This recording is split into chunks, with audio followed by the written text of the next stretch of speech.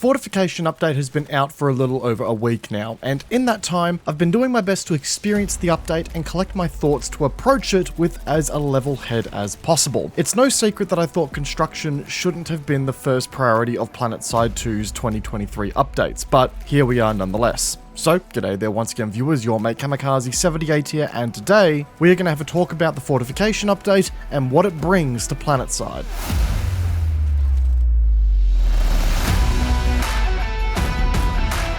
So folks, I'm normally one to try and get a video about a major update to Planetside out on the day of its release. I've had a pretty good track record of doing this in the past with the goal of, riding that hype train and getting the news out to budding players as soon as I can. But given that I missed out on the playtesting sessions for the Fortification update, and that I felt that there was a limited benefit to just reading the patch notes to you guys verbatim, which you guys can do yourselves on your own time, I wanted to firstly sink some time into the update and actually get some thoughts on how the changes, played from a gameplay perspective. See if the changes to the construction system has a material impact on the flow of the game based on experience, rather than speak hypothetically. And, well, unfortunately, the fact that it has taken me a whole week to get this video to you guys, a week since the update's release that being, well, let's just say that that serves as a bit of almost a foreshadowing to this update's actual impact on the game, and how much experience I've actually managed to have with it during my gameplay. Now, granted, I want to make one thing abundantly clear on this. I am not a builder in Planetside 2. When I come to play Planetside, I don't play it to play Minecraft. I play it to shoot stuff. I don't say that to discredit builders or people who enjoy that style of play, but that's just how I approach the game. So when the Fortification update launched, it was very clear that I would be interacting with the update as a secondary beneficiary, right? As someone who would be interacting with the content not only based on its implementation to the game, but also its uptake by those who actually enjoy the building element of the game. So my perspective and experience here is going to be very much tuned to that of someone who fights around construction and doesn't really build construction. So do keep in mind that when I say that, I am fully conscious to the fact that half of this update's changes don't actually relate to me and my experience in the game. But I can't deny it, folks. I have felt like there has been very little change to the Planetside gameplay experience with the Fortification update for me. The update took a long time to release, and has obviously had a lot of work put into it both on the artistic and mechanical side of things, but in the week that I have played since the update, I have interacted with the system as a general player of the game maybe 5 times, and I almost feel like I'm being incredibly generous with that number. It still feels like a very, very tacked on feature that aims to tick a box off a checkboard and kinda call it good. And just to be clear, I've been actively seeking fights or engagements at these player-made bases to get that experience in. They just don't seem to be around, at least not in places that matter to the game flow. Maybe I'm logging in at the wrong time, or the wrong server for that matter, but when we spend so many months working on all of these new features for the construction system, and doing our level-headed best to integrate it into the game in a way that works well, only to, at the end of the day, get this kind of result that means we interact with it hardly still, it feels like we may have our priorities in the wrong place for the start of the year for this game's updates. And I mean that as respectfully as I can do. Now, despite that criticism, theoretically, I actually liked what we were doing with the construction system in a way of giving it better playability from a combat perspective. I've said this time and time again, the construction system means lickety-squat to the game if the majority of your players, outside of builders, don't want to engage with it. If it's frustrating or boring to play with or against, then no one is going to want to engage with it, killing its reason for it to be in the game entirely unless it's a courtium spawner for vehicles, which in turn creates some downstream imbalances to the game itself, and I would argue is a very weak reason to keep construction around. But the comment about construction being boring or, frustrating to play against was primarily due to the fact that we had automated defenses and pain spies in the game in the previous iteration of the construction system.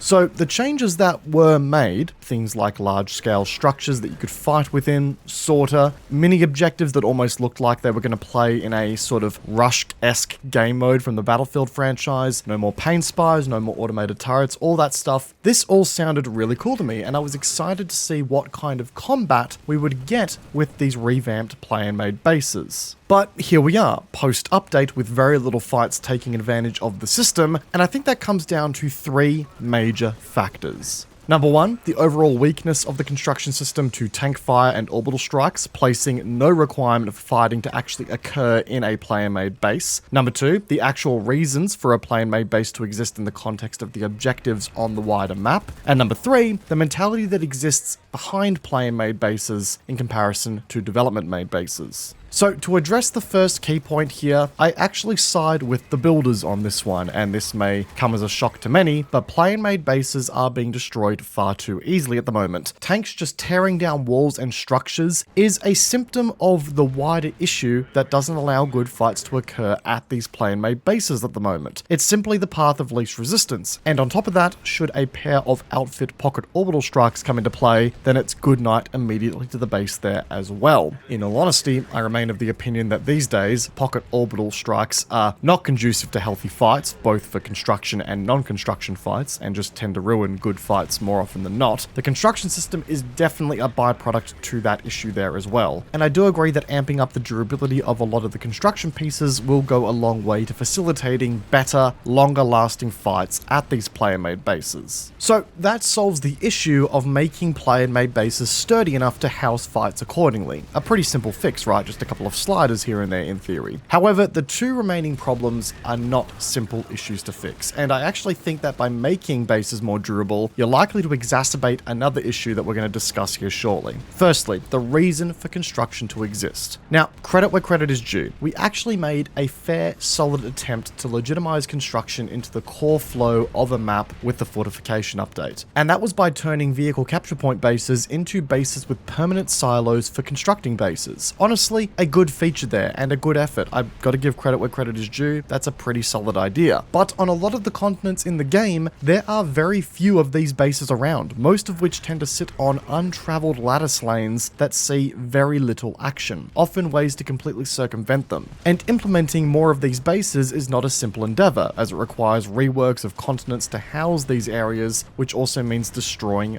developer-made bases. But even if that was within the scope of the work that the developers were willing to do, I'm gonna be honest guys, I don't want that to happen, and there's a reason for that. I said this at the start of the year, guys, when we first heard murmurings of the construction update, and the statement that I made pissed off a lot of construction mains in the community. But I'm gonna double down on it because whether or not you guys like it, I do believe there's some truth behind it. That being that the majority of construction players, whether it be a deliberate decision or a subconscious one, will build bases with the intent of making them as difficult as possible to attack, to outlast the opponent by making said base just a fortress that cannot be touched. Because that's the goal of the system, isn't it? To fortify positions with the intent of stopping an enemy force in its tracks, to deny the enemy the ability in of itself to push forward and progress to the next objective. There's normally no thought taken to how healthy the fight will be within the base because it's not the construction player's best interest to do so. The construction player is not going to build a sunder a garage for enemies to get a safe spawn point with. The construction player is not going to consider sight lines and how traversable a base is for both sides, especially from a spawn point for the defenders. And the construction player is simply not going to consider how a back and forth may occur within their base in a healthy way because again, it's not in their best interest to do so.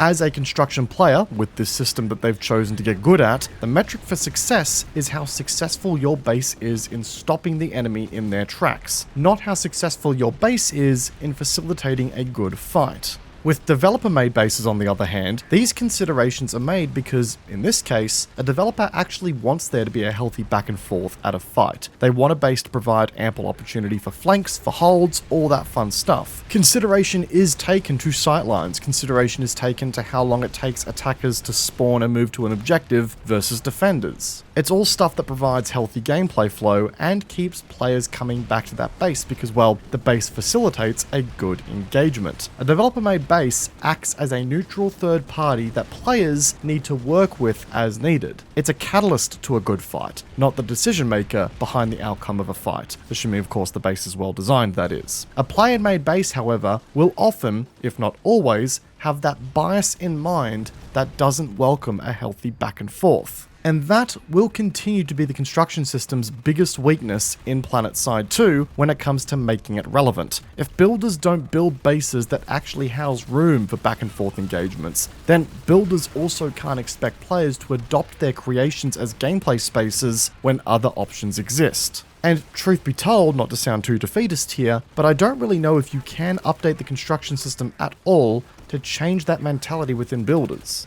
Maybe there's a solution that I'm not thinking of here, but it doesn't really come to me. In addition, if we make bases tankier, as we suggested before, but bases continue to be unfun to actually fight within, then there's a good chance that players are actually just going to continue to resort to the path of least resistance and shell/orbital strike a base to death from miles away. Or even worse, if a base is so unfun to fight within, but is also incredibly tanky, it may just get avoided altogether, which is not a great solution either way. It's for those reasons, guys, that I sometimes worry that the construction system may be a sunken cost fallacy of the Planetside 2 development cycle. We've worked hard and tried to get this system into the game in a meaningful way on multiple occasions, but I just can't see it nowadays. Builders want to build bases that actually have a presence in the game, yet others are going to crave fun play spaces to engage in. Those are unfortunately two experiences that I don't necessarily believe arrive at the same endpoint. And to all the builders out there, charging a wall or a bunker while getting gunned down by entrenched defenders is not a fun experience, and 9 times out of 10, I'm going to go to a development-made base.